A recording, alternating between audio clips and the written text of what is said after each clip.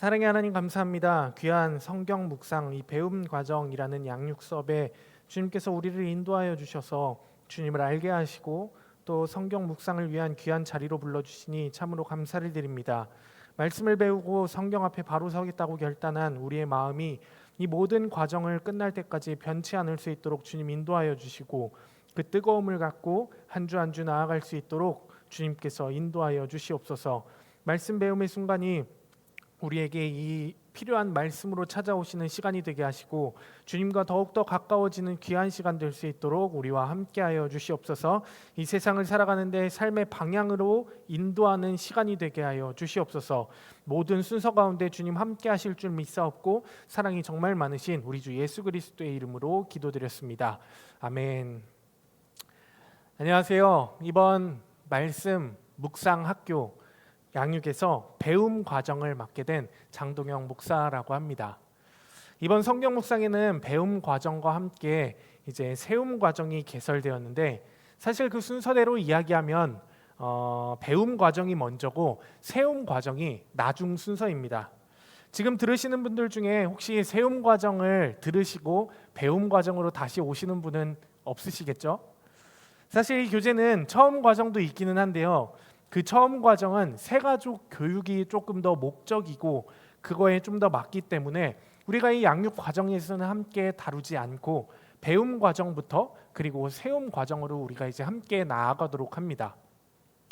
근데 또 이번에 준비하면서 보니까 이게 처음 과정을 한번 보니까 우리가 지금 배울 배움 과정과 흡사 굉장히 비슷하더라고요. 그래서 처음 과정을 혹시 궁금해하시는 분들이 계시다면 이 배움 과정을 한번 더 들으셔도 될 것 같습니다. 우리가 함께할 이 배움 과정은 아직 성경 묵상이 익숙하지 않으신 분들을 대상으로 묵상의 기본 그리고 실습 훈련 그리고 제자 훈련으로 활용되고 그 다음에 우리가 배울 세움 과정은 성경 묵상의 깊이를 조금 더 깊게 들어가서 다른 사람들에게 우리가 묵상을 소개하기까지도 하고 그리고 후에는 묵상 모임까지 그렇게 인도할 수 있는 단계까지 기대하는 단계로 나아가는 게 세움 과정입니다.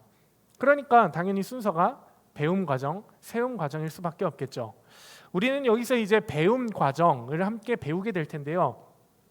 말씀 묵상에 대해서 조금 더 우리가 친근하게 한 걸음 한 걸음 다가가며 묵상의 기본과 그리고 실습까지 해볼 수 있는 양육의 단계까지 함께 나아가려고 합니다. 참, 이 과정을 하면서 꼭 한 가지 여러분들이 기억하고 염두에 두셔야 할 게 한 가지 있습니다.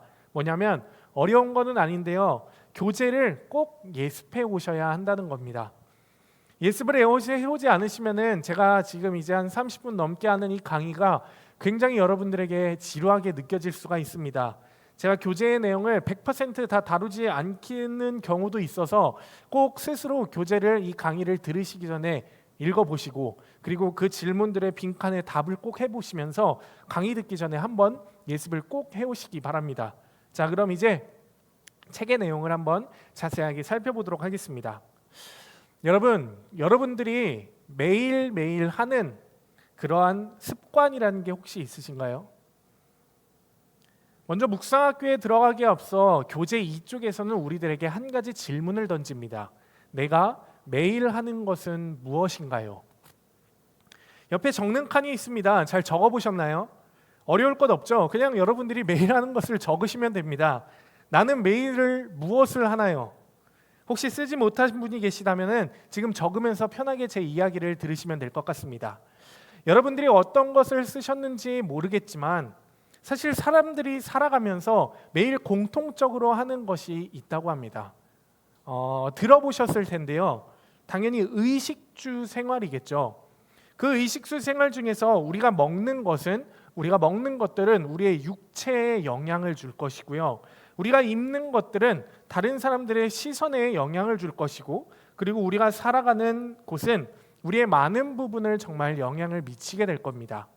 이런 모습이라면은 우리가 매 순간 살아가는 그 매 순간마다 어떤 것에 우리는 영향을 항상 받으면서 살아가는 것 같습니다.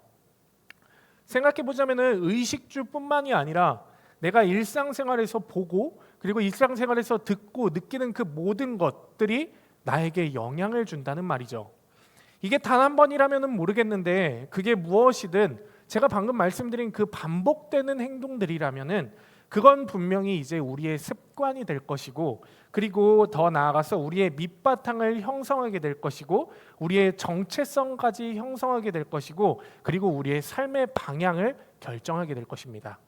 진짜 자주 듣는 이야기였는데요, 조그만 습관이 우리의 삶을 바꾼다는 이 성공한 사람들의 이야기가 바로 이러한 맥락에서 오지 않았나 생각이 듭니다.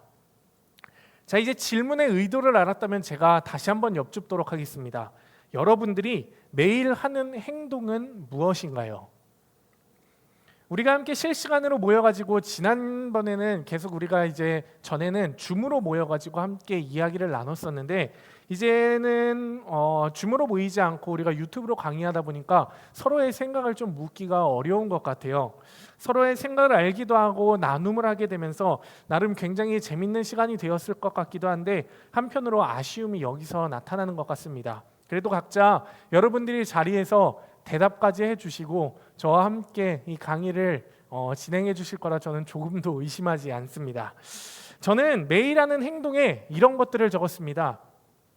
아침에 일어나서 물 한 잔 마시기, 자기 전에 알람 한 번 꼭 맞추기, 자기 전에 기도하기 등등 여러 가지가 저에게 있더라고요. 사실 그 외에도 제가 고정적으로 하는 일들이 몇 가지 더 있기는 합니다. 뭐 핸드폰 알람 확인 일어나자마자, 그리고 이메일 확인 등등 여러 가지가 더 있기는 한데, 뭔가 제가 여기서 이런 것들을 다 얘기하면은 그냥 제 일상을 다 공유하게 돼버릴 것 같아서 제가 여기까지만 하고 다음 강의로 넘어가도록 하겠습니다. 여러분들은 뭐라고 적으셨는지 모르겠습니다. 지난 기수 때는 많은 것들을 여러분 사람들이 많이 적어주셨더라고요. 모닝 커피 마시기 하는 사람도 있었고, 뭐 산책 나가기 하는 사람도 있었고, 아니면 뭐 게임 출석하기라는 사람들도 꽤 많이 있으셨습니다. 정말 뭐 여러 가지였습니다. 근데 한 가지 질문을 제가 여기서 이어서 더 드리도록 하겠습니다. 그렇다면 그 중에서 그리스도인이라는 정체성 안에서 여러분들이 하는 행동은 무엇이 있나요? 그 반복되는 행동 중에서, 매일 하는 행동 중에서 그리스도인이라는 정체성 안에서 하는 행동이 무엇이 있냐는 겁니다. 왠지 굉장히 숙연해지는 것 같네요. 아무도 현장에 지금 이 앞에 계시지 않기 때문에 저는 그냥 숙연한 거라고 생각을 하고 있겠습니다. 사실 저도 이 성경 묵상을 여러분들에게 소개해드리기 위해서 이 책을 이제 저도 예습을 하고 공부를 했었는데요, 생각보다 제가 하는 매일 하는 행동들 중에서 신앙과 관련된 행동이 없어서 저는 스스로 굉장히 놀랐었던 경험이 있습니다. 생각보다 정말 없었더라고요. 여러 가지가 있을 겁니다. 우리가 매일 그리스도인이라는 이 정체성 안에서 매일 해야 되는 것들은 여러 가지가 정말 많이 있을 텐데, 여러분들도 지금 머릿속으로 생각나는 것이 있으실 텐데요, 이 책에서, 우리 교재에서 말하는 것은 다름 아니라 한 가지, 성경 읽기라는 것을 우리에게 강조하고 또 강조해서 계속 말을 해주고 있습니다. 왜죠? 이 성경이라는 것은 말이죠, 하나님께서 자신을 알려주시는 유일한 책이며, 그리고 우리가 하나님을 알 수 있는 유일한 책이기 때문입니다. 또 동시에 우리가 믿어야 할 대상과 이유를 알려주는 유일한 책이기 때문이죠. 어떤 유명한 목사님의 말을 우리가 쫓아가서 그렇게 듣는 것이 아니라, 설득력 있는 어떤 사람들의 말을 우리가 그렇게 찾아가는 것이 아니라, 오직 단 한 가지, 성경이 중심이 되고 성경만을 믿어야 한다는 겁니다. 이번 성경 말씀 배움 과정으로 또 많은 분들이 정말 신청을 해주셨습니다. 정말 잘 하셨습니다. 어떤 것을 생각하고 신청하셨든지 여러분들 정말 잘 하셨습니다. 우리는 이제 이 성경이라는 것을 읽고 묵상하는 것에 대해서 좀 더 깊게 나눠보고 함께 살펴보도록 할 텐데요, 이런 매일 성경을 읽는 과정은 하나님을 알아가고 또 하나님을 우리가 만나며 하나님과 동행하는 길로 우리를 친히 이끌 것입니다. 그 성경 묵상 과정으로 한번 같이 가보도록 하겠습니다. 가장 먼저 우리가 생각해 봐야 할 문제겠죠. 여러분들이 생각하는 성경 묵상이란 과연 무엇인가요? 성경 묵상을 여러분들은 어떻게 생각을 하고 있냐라는 겁니다. 정답은 여기에 없습니다. 이 정답이라는 것은 없는데, 성경 묵상을 여러분들이 어떻게 정의하시느냐에 따라서 여러분들이 성경 묵상을 왜 하는지, 어떤 방식과 어떠한 것을 목적을 두고 여러분들이 지금 성경 묵상을 하는지 조금 파악이 될 수가 있을 것 같습니다.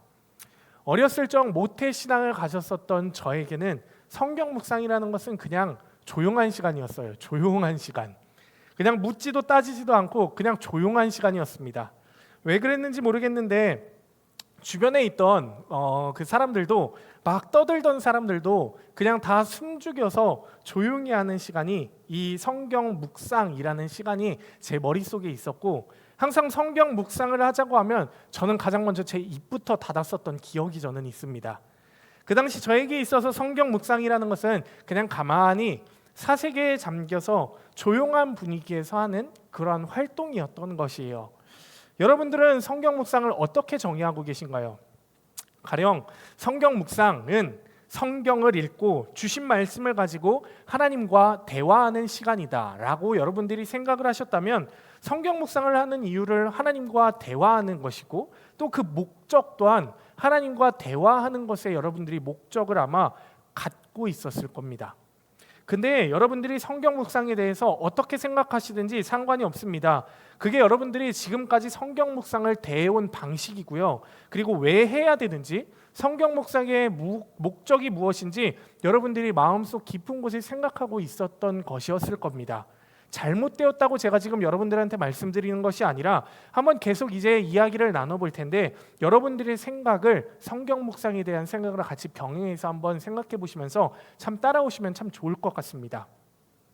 묵상이라는 사전적인 의미는 잠잠할 묵 그리고 생각할 상이라는 한자를 써서 눈을 감고 가만히 말없이 정신을 모아 잠잠히 마음속으로 생각한다라는 뜻을 한자어로 갖고 있습니다. 잠잠할 묵, 생각할 상, 잠잠하게 생각한다.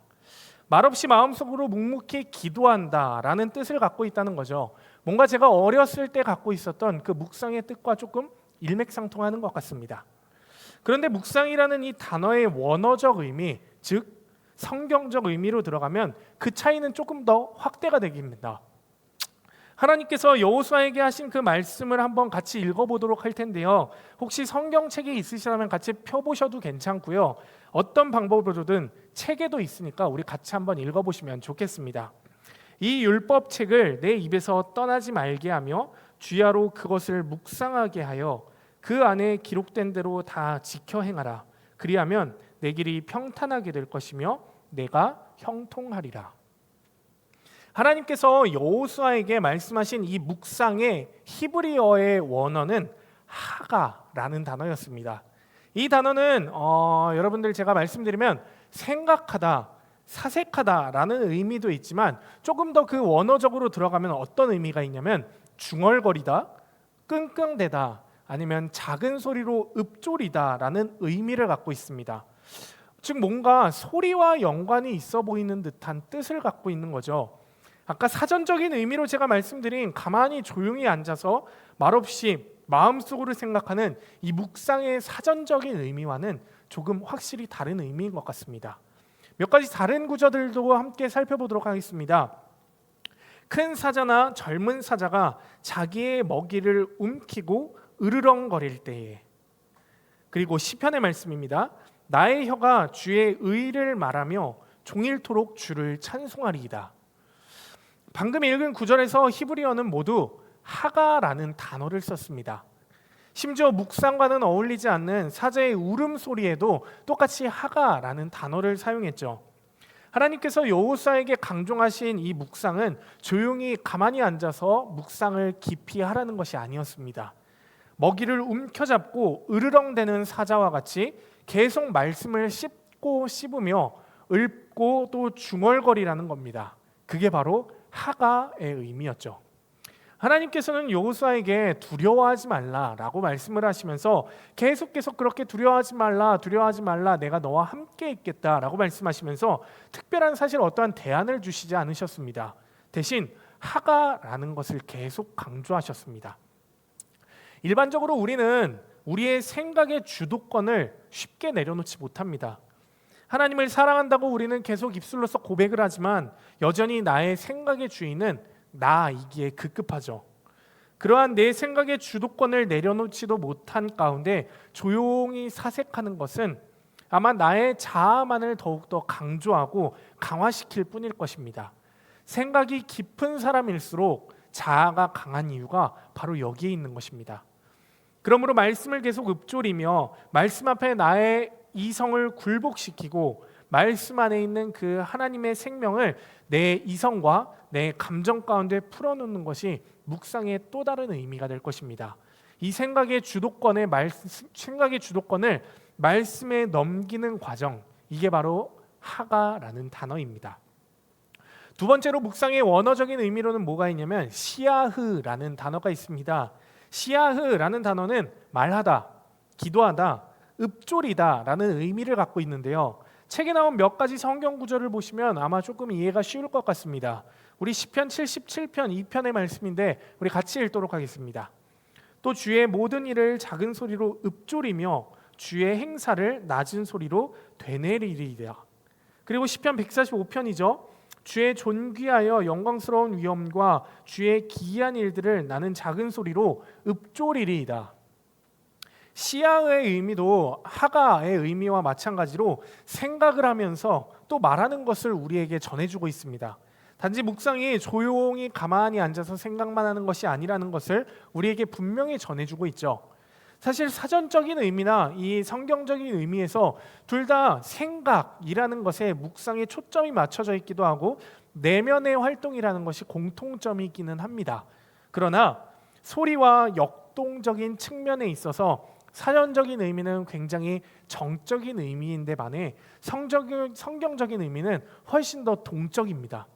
또 성경적 의미의 묵상은 뭔가 대상이 딱 정해져 있어서 하나님이겠죠.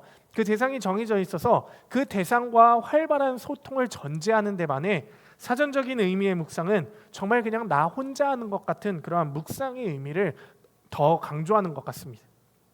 단순히 속으로 생각하는 것을 넘어 소리내어서 읊조리고 반복적으로 되뇌며 되새긴다는 이 성경적 의미의 묵상은 훨씬 더 입체적으로 우리에게 보이는 것 같습니다. 쉽게 제가 비유로 한번 비유해 보도록 하겠습니다. 쉽게 이걸 과목으로 제가 한번 비유해 봤는데요. 국영수라는 굉장히 딱딱한 과목이 아니라 소리도 내고 뭔가 우리가 활동을 하는 액티브한 예체능에 가까운 의미로서 묵상을 우리에게 지금 책은 설명을 해주고 있는 것입니다. 뭔가 여러분들에게 쉬운 비유였는지 모르겠습니다. 다시 말씀드리지만 묵상의 사전적 의미와 성경적 의미 중에서 우리는 지금 무언가 더 낫다고 우열을 가리고 있는 게 절대 아닙니다. 묵상에는 이러한 의미도 있고 저런 의미도 있고 우리가 알지 못하는 부분도 있었다는 것을 우리가 분명히 깨닫고 또 그 방향대로 우리가 실천하고자 함이니 어느 한쪽으로 여러분들의 생각이 절대 치우칠 필요는 없다는 것 분명하게 말씀드리면서 우리는 이제 성경 묵상의 실천적 의미로 같이 넘어가도록 하겠습니다. 방금 말씀드린 깊이 생각하다, 소리내어 읊조리다, 반복하여 되새기다 의 의미를 실천적으로 우리가 한번 풀어보면은 40페이지에 나온 4가지 의미로 우리는 풀어볼 수 있을 것 같습니다. 성경을 매일 읽고 그 읽을 말씀을 깊이 생각하며 마음에 두는 것, 그리고 그 말씀 안에 거하고 그 말씀 안을 거니는 것. 사실 외에도 각자 여러분들이 생각하는 묵상의 실천적인 의미, 각자의 여러분들의 언어로서 표현해 볼 수 있을 것 같습니다. 여러분들만의 묵상의 방법이 있을 것이기 때문에 이게 정답이 딱 떨어지는 것은 아니겠지만 책에서 포인트를 두고 있는 모습들은 방금 말씀드린 4가지인 것 같습니다. 한번 그 밑에 있는 말씀들을 보면서 조금 더 깊게 그 이야기를 나눠보도록 하겠습니다. 제가 그 밑에 있는 말씀 읽도록 하겠습니다. 시편 119편 11절의 말씀인데요. 내가 주께 범죄하지 아니하려 하여 주의 말씀을 내 마음에 두었나이다. 이 말씀은 현대인의 성경 버전으로 한번 보면은 주의 말씀을 내 마음에 간직하였습니다 라고 표현을 하고 있습니다. 말씀을 마음에 묵상하고 그리고 그것을 간직하였다라고 하는 것인데요. 그 이유를 자신이 범죄하지 않기 위해서 묵상을 했다고 고백을 합니다. 그리고 우린 이것을 역으로 생각해 보면은 곧 묵상을 하지 않으면은 범죄를 하기 쉬워진다는 것이겠죠. 범죄하지 않기 위해서 묵상을 한다는 것은 묵상하지 않으면 범죄하게 된다는 겁니다. 사실 죄와 묵상이라는 것은 반비례의 관계를 갖고 있습니다. 즉 죄를 즐기면서 우리는 하나님과의 교제를 즐거워할 수 없고요. 그리고 하나님과 관계가 좋을 때에는 우리는 죄를 멀리할 수가 있을 겁니다. 그렇기 때문에 우리는 성경 묵상을 생각하면서 하나님과의 그 관계적인 측면을 같이 생각할 수밖에 없는 겁니다. 자, 그럼 그 다음 말씀 뭐죠? 신명기네요. 신명기. 오늘 내가 내게 명하는 이 말씀을 마음에 새기고, 마음에 새기다라는 이 말을 히브리어로 직역하면은 마음 위에 있게 하다라는 말입니다. 이 표현이 우리에게 말하는 것은 말씀이 계속 우리 마음 위에 있어야 한다는 것이죠. 요즘 안타까운 교회의 모습들 중에 하나가 저는 신앙의 상품화인 것 같습니다. 이전에 우리가 19년도에 이제 코로나를 겪으면서 좀 더 심각하게 나타났었던 하나의 모습인 것 같기도 한데요. 흔히 코로나로 인해 본격적으로 인터넷 영상 예배의 시작을 알렸기 때문에 코로나를 영상 예배의 르네상스가 도래했다라고 많은 전문가들이 이야기를 하곤 합니다. 정한 장소에서 정한 시간에 그리고 검증된 설교자로부터가 아니라 뭔가 예배자들에게 은혜 가운데 준비된 그 말씀이 아니라 자신의 입맛을 기준한 말씀의 홍수가 정말 쓰나미같이 밀려드는 시대를 우리는 살게 된 것이죠. 저는 신앙생활을 좀 불편한 것이라고 생각합니다. 신앙생활이란 편한 것만을 쫓는 게 절대 아니라는 것인데 불편해도 그 말씀대로 살려고 하고 그 가운데 참된 평안을 누리고 얻는 것이 정말 참 신앙이라는 것이죠. 근데 이제는 자신이 정한 기준에 합당한 마치 감동을 유발시키는 글을 찾아다니는 소위 고아처럼 스스로 말씀을 취사 선택하며 듣는 그러한 말씀에 만족하는 시대를 우리가 살아가고 있는 겁니다. 그렇게 근거 없이 말씀의 양식을 취하다 보니까요, 듣는 우리들의 입에서 나오는 이 말의 열매들도 순결하지 못하고 순전하지 못한 모습들을 정말 많이 보게 됩니다. 그저 이 시대를 따라가기에 급급한 모습들을 우리 스스로도 보게 되는 것이죠.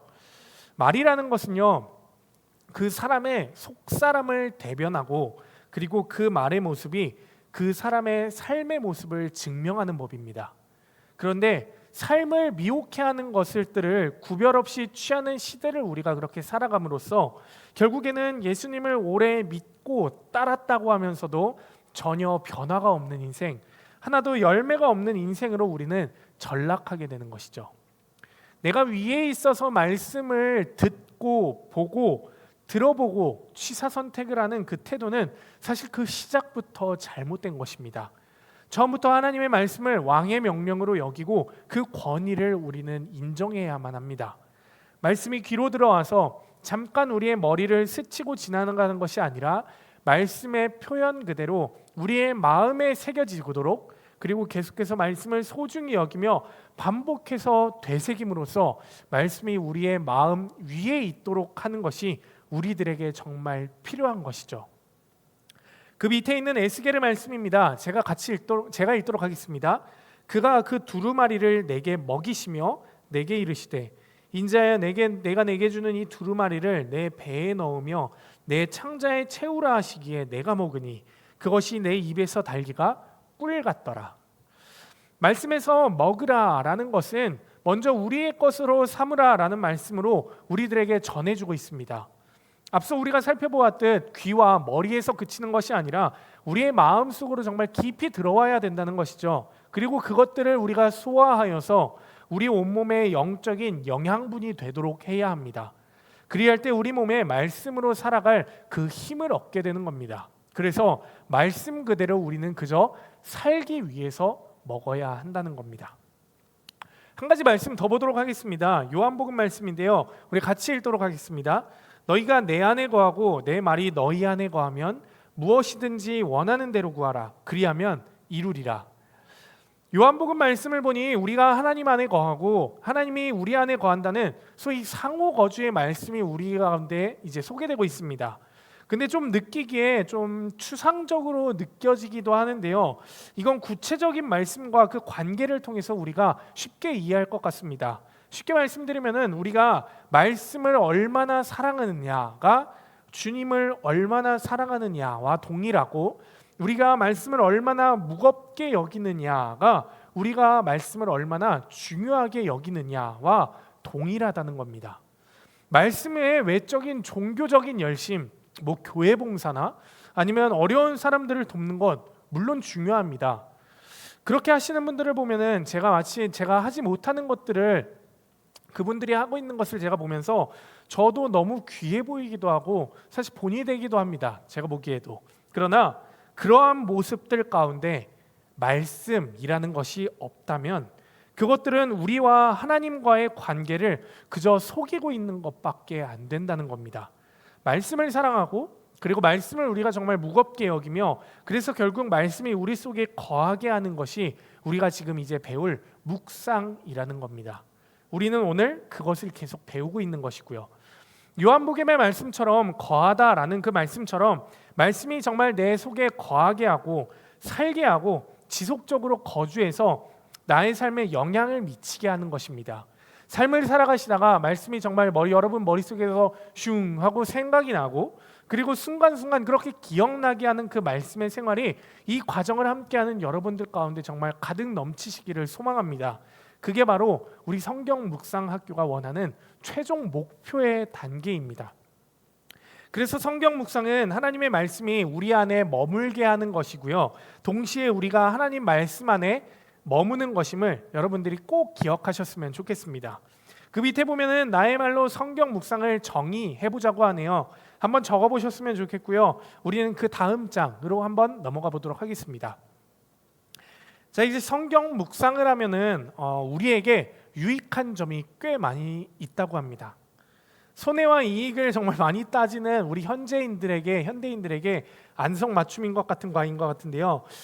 가끔 제가 성경 묵상을 한다라는 것을 제3자가 들을 때 누군가 저에게 그렇게 큐티를 했을 때, 묵상을 했을 때 좋은 점이 뭐냐 묻기도 합니다.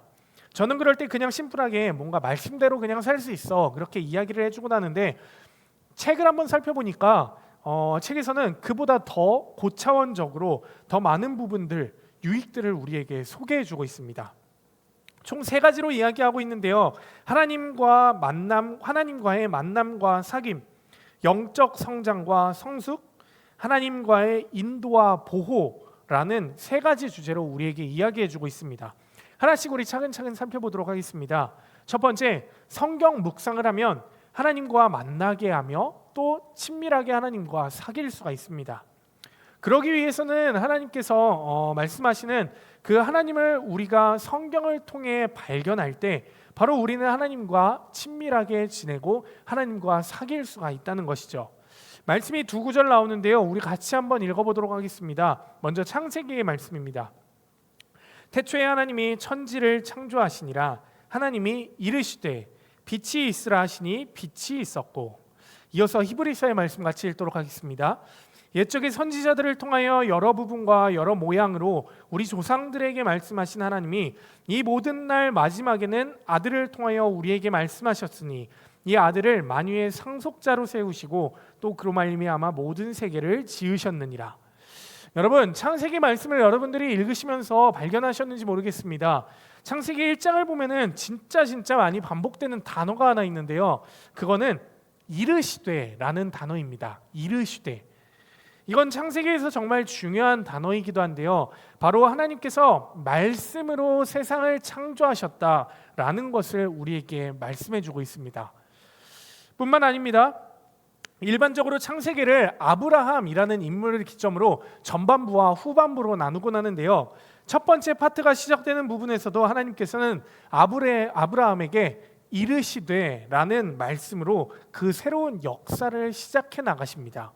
즉 하나님께서는 창세기 내내 계속 말씀으로 창조하실 뿐만 아니라 말씀으로 새롭게 새 사람을 세우시고 말씀으로 그 모든 것을 이루셨다라는 것을 창세기를 여러분들이 읽으시면 쉽게 발견하실 수가 있을 겁니다. 조금 전 읽은 히브리서에도 똑같이 나오죠. 믿음의 선조들에게 말씀하신 그 하나님의 말씀의 역사는 분명 오늘을 살아가는 우리들에게도 계속 이어지게 될 겁니다. 그렇다면 그 말씀하시는 하나님께서는 과연 무엇을 우리에게 말씀하고 있는 것일까요? 그러한 질문이 들지 않으신가요? 그런 질문이 들어야 지금 이 성경 말씀 묵상을 여러분들이 잘 따라하고 계신 것일 텐데 아직 들지 않으신다면 괜찮습니다. 그래도 같이 한번 계속 따라오도록 하겠습니다. 그 말씀하시는 하나님은 그 말씀을 통해서 무엇을 우리에게 말씀해 주시고자 하냐? 그 말씀을 통해 다른 무엇보다 자기 자신을 알려주고 계십니다. 하나님은 그 말씀을 통해서 다른 무엇보다 하나님 자기 자신을 알려주고 계신다. 밑에 사무엘상의 말씀이 있는데요, 우리 한번 같이 읽도록 하겠습니다. 여호와께서 실로에서 다시 나타나시되 여호와께서 실로에서 여호와의 말씀으로 사무엘에게 자기를 나타내시니라. 이게 무슨 말씀이냐면 쉽게 이런 말씀이었습니다. 사실 이스라엘은 하나님이 선택한 소위 신정국가였죠. 신정국가. 애굽의 그 종살이에서 해방시키시고 가나안이라는 그 땅에 들어가기까지 백성들을 이끈 것, 이스라엘 백성들을 이끈 것은 바로 하나님의 말씀이었습니다. 그런데 이 사무엘 시대에는 그 말씀이 굉장히 희귀해졌습니다. 더 이상 하나님의 말씀이 들리지가 않았고요. 하나님의 말씀을 발견하는 것이 점점 사라지는 시대를 이들이 살고 있었습니다. 그렇다 보니 이 이스라엘을 세운 본래 목적에서 점점 벗어나게 됩니다. 하나님을 모르니까 하나님의 인도하심을 전혀 모르게 됩니다. 각자 자신들이 원하는 대로 살아가고 합니다. 근데 말이에요, 지금 읽은 말씀을 우리가 한번 살펴보니까 그 희귀하다는 말씀이 사무엘이라는 사람에게는 나타났습니다. 그것도 말씀으로 나타났습니다. 하나님의 말씀은 사실 그 당시에 사라진 것이 아니었죠. 그저 말씀을 받을 만한 정결하고 거룩한 사람이 없었기 때문에 하나님의 말씀은 나타나지 않았었던 것입니다. 정결하고 거룩했었던 그 사무엘이 나타나자 하나님은 이제 옳았구나 하고 사무엘에게 자신을 나타내시고 하나님의 비전을 사무엘에게 보여주셨던 겁니다. 정말 우리가 살아가는 이 시대에 말씀이 희귀하고 하나님이 원하시는 이상이 보이지 않는 시대라고 많은 사람들이 이야기합니다. 세상이 돌아가는 모습, 지금 당장 우리의 나라의 모습만 보더라도, 현 주소만 보더라도 어떠한 기적을 우리가 찾아볼 수도 없고 이끄시고 통치하시는 그 하나님의 존재도 찾아보기 어려운 시대라고 이야기합니다. 그래서 세상을 바라보고 있자니 점점 어두워지기만 하고 척박해지기만 하고 사랑이 사라지고 있다고 말합니다. 한숨만 나오기도 하고요, 절망만 느껴질 때도 있습니다. 그러나 말씀을 오늘 우리가 읽어보니까 소망이 생기는 것 같습니다. 왜냐하면 하나님께서는 말씀을 가까이 하고 그리고 말씀을 듣기 힘쓰는 자에게 분명히 자기 자신을 보여주고 자기 자신을 나타내시기 때문이죠. 그 말씀을 듣는 자세를 사무엘상에서는 이렇게 이야기하고 있습니다. 말씀하옵소서 주의 종이 듣겠나이다. 우리는 그저 그 말씀을 보고 듣기 위해 귀를 기울이고 그저 우리는 가까이 하기만 하면 되는 것입니다. 하나님을 알기 원한다면 우리는 하나님이 자신을 알려주시는 그 성경을 읽어야 하는 것입니다. 성경을 읽지 않으면서 하나님을 정말 알고 싶어하고 하나님의 인도하심을 바란다면 그것처럼 모순적인 행동은 없는 것이죠. 기억하시기 바랍니다. 하나님은 말씀으로 자신을 알려주시는 분이십니다. 그리고 하나님은 그 말씀으로 자기 자신을 알려주시며 그것을 100% 다 이루시는 분이십니다. 즉 말씀을 다 성취하시는 분이라는 것이죠. 만약 하나님의 말씀이 변덕스럽고 맨날 바뀌고 단지 말로 하는 것에 그친다면은 우리는 그 말씀에 귀를 기울일 필요도 없고 믿을 필요도 없을 것 같습니다. 그러나 하나님의 말씀은 절대 허세가 가득한 그 허언이 아니며 어떠한 성경 말씀 하나도 땅에 절대 떨어지지 않고 반드시 이루어질 것을 믿는 우리들입니다. 우리의 삶에서 반드시 그 말씀들을 하나하나 다 이루실 것을 믿는다는 것이죠. 말씀을 가까이 하면 우리는 하나님을 경험하며 그리고 더 깊이 하나님을 알 수 있게 될 겁니다. 그래서 정리하면 말씀하시는 하나님은 성경 말씀을 통해서 자신을 기꺼이 알려주시고 그 말씀을 이루시는 분이라는 겁니다. 그렇기 때문에 하나님의 자녀된 우리는 그 말씀을 가까이 하고 묵상해야 한다는 것이죠. 성경을 읽고 알아가는 것은, 성경을 묵상하는 것은 성경 지식을 우리 머릿속에 그냥 단순히 채우려고 하는 게 되어서는 절대 안 될 것입니다. 또 한 방향으로, 일직선인 일방적인 방향으로 하나님이 우리에게 말씀하시는 것이 아니라, 성경은 늘 여러분들이 읽으실 때 하나님과 나와 쌍방향이 되어야 하는 것이에요. 우리에게 성경을 통해 말씀하시는 것이, 하나님을 만나고 하나님을 사귀는 것이 바로 성경 묵상이라는 것을 여러분들이 기억하시고 넘어가시면 되겠습니다. 지금 우리가 뭐에 대해서 계속 이야기를 나누고 있죠? 바로 성경 묵상을 했을 때 우리에게 오는 유익이 무엇이냐라는 것을 우리가 계속 이야기를 나누고 있습니다. 두 번째로 그 유익, 이득이 뭐냐? 영적인 성장과 성숙을 우리에게 가져다 준다는 겁니다. 성경 묵상을 했을 때 오는 유익, 영적인 성숙과 성장과 성숙을 우리들에게 가져다 준다. 이제 이거는 우리가 살아가면서 나타나는 실제적인 모습을 이제 소개해 주는데요. 그리스도인들이 살아가면서 또 성장할 수 있도록 해줍니다. 밑에 베드로전서 말씀을 읽도록 하겠습니다. 같이 읽겠습니다. 그러므로 모든 악독과 모든 기만과 외식과 시기와 모든 비방하는 말을 버리고 갓난아기들 같이 순전하고 신령한 젖을 사모하라. 이는 그로 말미암아 너희로 구원에 이르도록 자라게 하려 함이라. 너희가 주의 인자하심을 맛보았으면 그리하라. 정말 많이 알려진 말씀이죠. 이런 말씀입니다.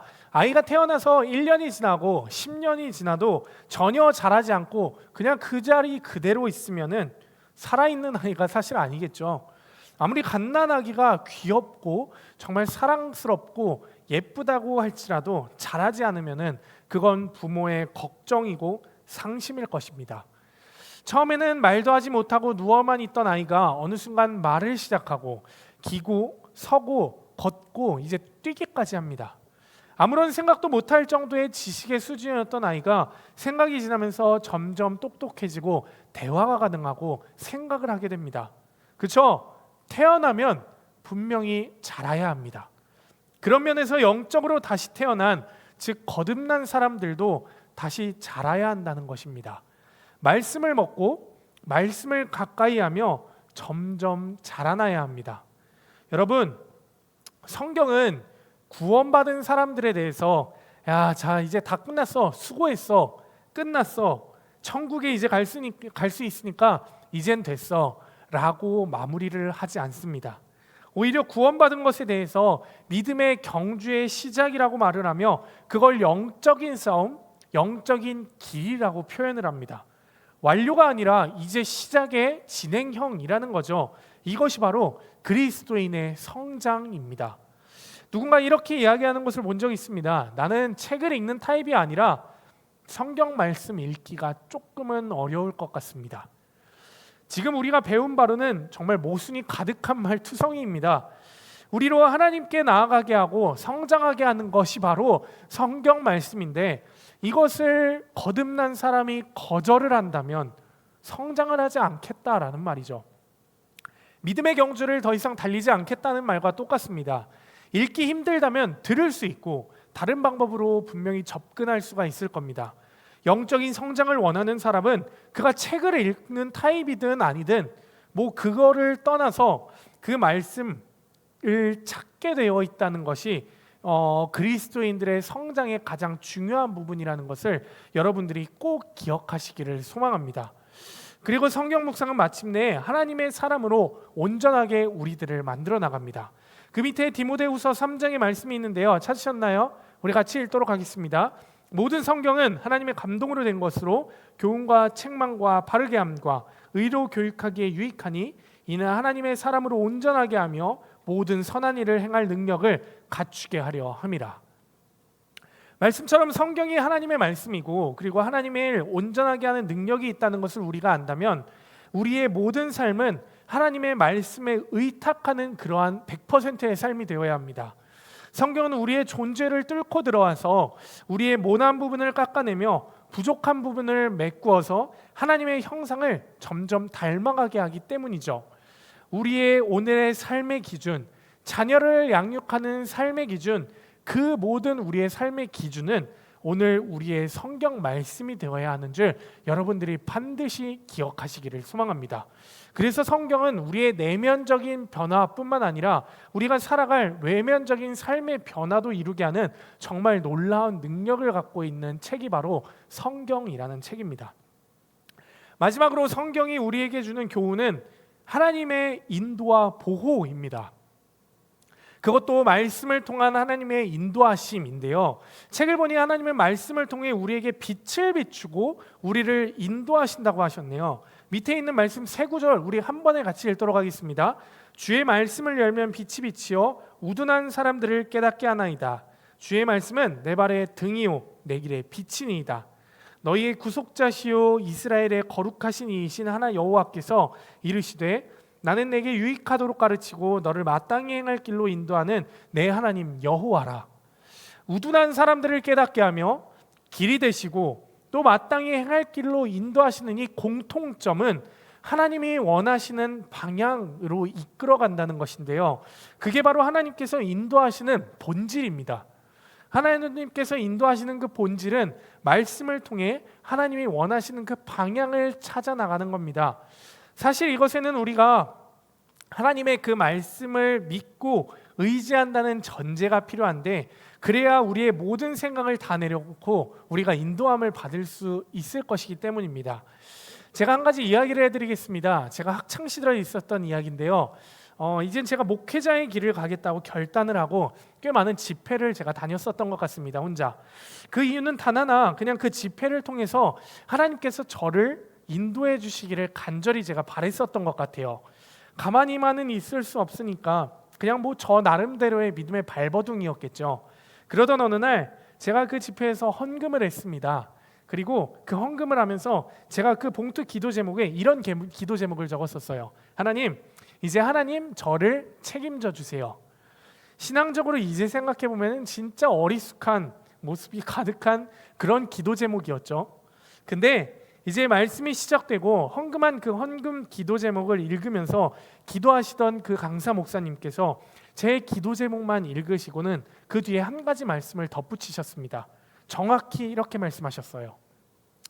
이 기도 제목을 적은 사람은 내가 알지는 못하지만 책임져 달라는 것에 대한 전제 조건은 먼저 하나님께 모든 것을 내어 맡겼냐는 겁니다. 스스로 생각해 보시기 바랍니다. 이 기도 제목 적으신 분은 책임져 달라는 말과 함께 삶의 모든 부분을 하나님께 내어 맡기셨습니까? 제 마음을 정말 깊이 울렸고 지금까지도 저는 이 말이 잊혀지지 않고 마음속에 되뇌이고 있는 것 같습니다. 여러분, 알 수 없는 미지의 앞날에 대한 궁금증을 여러분들이 단번에 해결하는 것보다 그 갈증, 앞날에 대한 궁금증에 대한 갈증을 여러분들이 해소하는 것보다 더 중요한 것은 뭐냐면 하나님의 말씀 가운데 우리가 모든 것을 맡기고 순종하려는 의지가 여러분 가운데 있냐라는 것이 더 중요한 것임을 여러분들이 반드시 기억하셔야 합니다. 그러기에 여러분들이 말씀을 읽기에 앞서서 그 말씀을 우리를 통해 인도하시는 그 하나님을 100% 완전히 여러분들이 믿고 의지할 것이냐라는 결단이 지금 여러분 가운데 서 계셨으면 계속 저를 따라오셔도 됩니다. 사실 근데 그 인도라는 것만큼 또 중요한 것이 하나가 더 있는데요. 동행이라는 것이에요. 동행. 왜냐하면 하나님께서는 매번 우리의 삶에 정확한 답을 주시지는 않기 때문이죠. 매번 이거 해라 저거 해라, 뭔가 진짜 우리의 육적인 부모님처럼 이거 해야 된다 저거 해야 된다라고 이 길로 가라고 정확하게 그렇게 말씀을 매번 해주시지는 않으십니다. 우리가 묻는 족족 이 직장을 가야 될지 저 직장을 가야 될지, 지금 당장 퇴사를 해야 될지, 이대로 자녀 교육을 내가 그냥 그대로 해야 될지, 아니면 이 선택에 내가 후회가 없을 건지, 앞날에 내가 어떻게 돼야 될 것인지 하나님께서 그 답을 정확하게 명확하게 매번 주시지 않는다는 겁니다. 하나님께서는요, 때로는 정말 우리가 스스로 선택하기를 바라시기도 하시고, 또 우리가 몰라도 될 것들은 알려주시지 않으시기도 하시는 분이시기 때문이에요. 또 때로는 아무런 말씀을 주시지 않으시기도 하시고 묵묵히 우리의 기도에 가만히 계실 때도 있을 겁니다. 그러니 우리는 드러나지 않는 그 하나님의 뜻에 우리가 집중하기보다는 이미 성경에 드러나 있는 하나님의 뜻을 우리가 발견하고 그것을 우리는 따라야 한다는 겁니다. 그래서 성경이 우리의 삶의 길잡이가 되어줄 것이고 이정표가 되어줄 것입니다. 또 이 성경 말씀은요, 우리를 격려하기도 하고 책망하기도 합니다. 칭찬을 하고 때로 꾸짖기도 한다는 거죠. 아까 읽은 말씀이기도 한데요, 디모데후서의 말씀을 제가 한번 다시 읽도록 하겠습니다. 모든 성경은 하나님의 감동으로 된 것으로 교훈과 책망과 바르게 함과 의로 교육하기에 유익하니. 여러분, 나보다 더 지혜롭고 뛰어난 이로부터 격려와 책망을 받는 것은 진짜 복된 일입니다. 쉽게 예를 제가 하나 드릴게요. TV 프로그램 중에 여러분, 백종원의 골목식당이라는 프로가 있었죠. 기억하시는 분들 계실지 모르겠습니다. 이런 프로그램이었어요. 요식업을 대표하는 이 대표주자 백종원이 각 식당의 문제를 찾아내고 해결하는 그 해결 방법을 제시해 주어서 많은 요식업을 담당하는 자영업자들에게 도움을 주고자 하는 하나의 예능 프로그램이었습니다. 그런데요, 가끔 이 프로그램을 보면 와, 진짜 백종원 저 사람 진짜 말 심하게 한다. 저거 조금 자존심 상하겠는데? 라고 하는 그러한 멘트를 던질 때가 있습니다. 근데 댓글을 보고 사람들의 반응을 보면 하나같이 백종원을 비난하는 사람은 아무도 없습니다. 왜 그렇죠? 요식업으로 뛰어난 사람이 해주는 그러한 솔루션이기 때문에 분명 그 사람에게는 100% 이익이 될 것이기 때문에, 그렇게 될 것이기 분명했기 때문에 사람들은 그렇게 험하게 말하는, 책망을 하는 백종원을 절대 욕하지 않습니다. 그리고 마침내 그 프로그램을 끝까지 보면은 성공하는 모습을 보게 되죠. 우리의 모든 것보다 뛰어나신 하나님은 말씀이라는 것을 통해서 우리를 격려하시고 우리를 책망하십니다. 격려라는 것은 지금 하는 우리들에게 하나님이 주시는 지지일 것이고요, 책망은 그 반대가 되겠죠. 묵상이라는 것은 이 두 가지, 격려와 책망을 다 경험하는 순간입니다. 격려를 통해서 삶의 희망을 얻게 되고 책망을 통해서 돌이킬 것은 우리가 돌이킬 줄 알아야 합니다. 그것을 캐치하고 빠르게 행동할 수 있는 사람이 바로 하나님과 동행하는 사람이 되겠죠. 그리고 마지막으로 말씀은 우리를 보호하고 우리를 인도할 것입니다. 그리고 우리를 축복할 것입니다. 시편의 말씀 제가 마지막 읽도록 하겠습니다. 그가 말씀을 보내어 그들을 고치시고 위험한 지경에서 건지시는도다. 하나님의 보호 방법은 하나님의 말씀을 우리들에게 보내는 것입니다. 현실적으로 어쩌면은 당장에 여러분들이 생각하시기에 이게 무슨 말씀을 당장 보내는 것이 나에게 무슨 도움이 있어라고 생각하실지 모르겠습니다. 도와줄 사람을 여러분들에게 당장 보내주는 것도 아니고 물질을 보내주는 것도 아니고 뭔가 실질적인 딱 눈에 보이는 것을 보내주는 것이 아니기 때문에 실망하실 수도 있습니다. 하지만 이것은 성경을 살펴보면은 최고의 방법입니다. 최고의 하나님의 보호 방법입니다. 왜냐하면 하나님의 말씀은 바로 하나님 자신이기 때문이죠. 하나님의 말씀은 능력 그 자체이기 때문에 우리를 보호하시고 또 우리를 축복하실 겁니다. 이 말씀에 얼마나 큰 힘이 있는지 우리는 마태복음에 나타난 한 가지 사건을 통해서 들여다볼 수가 있는데요. 예수님을 찾아온 한 백부장의 사건의 이야기입니다. 어느 날 백부장이 예수님을 뚜벅뚜벅 찾아옵니다. 그리고 예수님 앞에 서서 다짜고짜 딱 이야기를 해요. 예수님, 나의 종이 병이 들어 죽게 되었습니다. 얼른 고쳐주세요. 자기 종이 병들어 죽게 되어 있으니 좀 고쳐달라, 도와달라는 것이죠. 예수님께서는 외면하지 않으시고 말씀하셨습니다. 그리고 직접 가서 고쳐주시겠다고 하십니다. 그러나 그때 백부장은 굉장히 놀라운 대답을 합니다. 그 대답은 예수님도 놀라게 했는데 이러한 대답이었죠. 다만 말씀으로만 하옵소서. 그러면 내 하인이 낫겠나이다. 아마 백부장은 예수님의 말씀이 곧 예수님 자신이고 또 하나님의 능력임을 100% 믿는 사람이었던 것 같습니다. 그러니 굳이 먼 길을 예수님이 오시지 않아도 그저 말씀만으로 모든 병을 고칠 수 있는 것이라고 그렇게 생각을 했기 때문이었죠. 예수님의 말씀, 명령이면 그 어떠한 질병도 굴복한다는 것을 믿었었던 것입니다.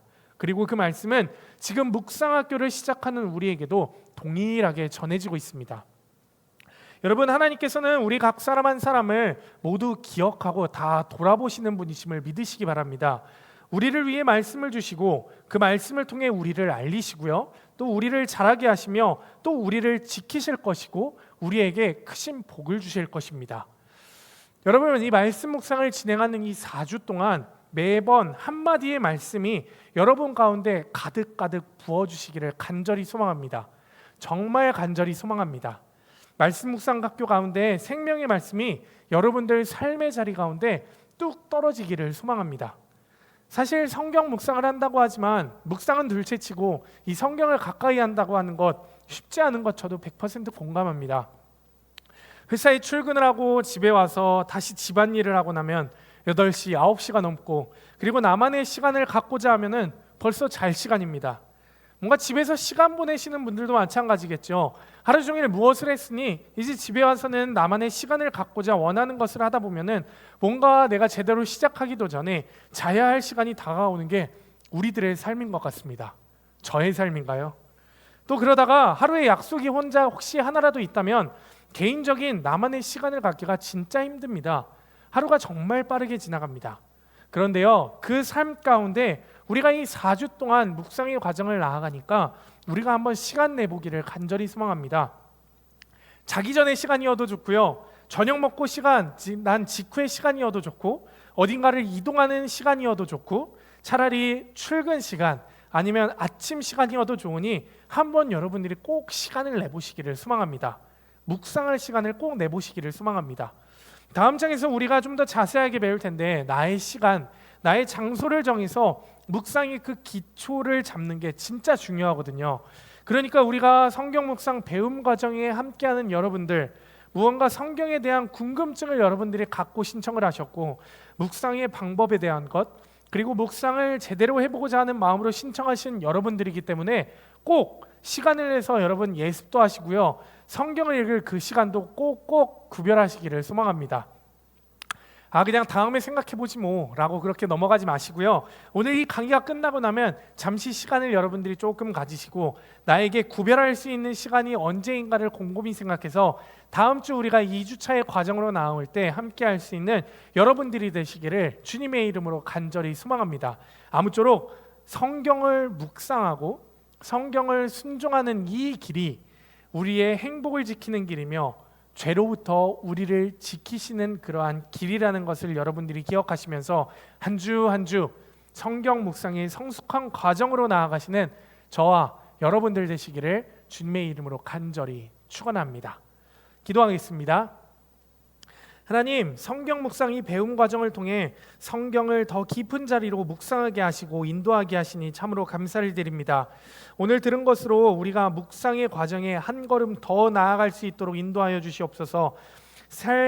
우리의 삶이 바쁜 과정에서도 주님과 동행하길 원하는 우리들이 오니 우리의 간절한 마음 주님 다 받아주시고 주님을 사모하는 그 기쁨 마음 기쁘게 받아주시옵소서. 다음 주 그 강의 때까지 주님과 친밀하고 가깝게 살아갈 줄 믿사옵고 사랑이 많으신 우리 주 예수 그리스도의 이름으로 기도합니다.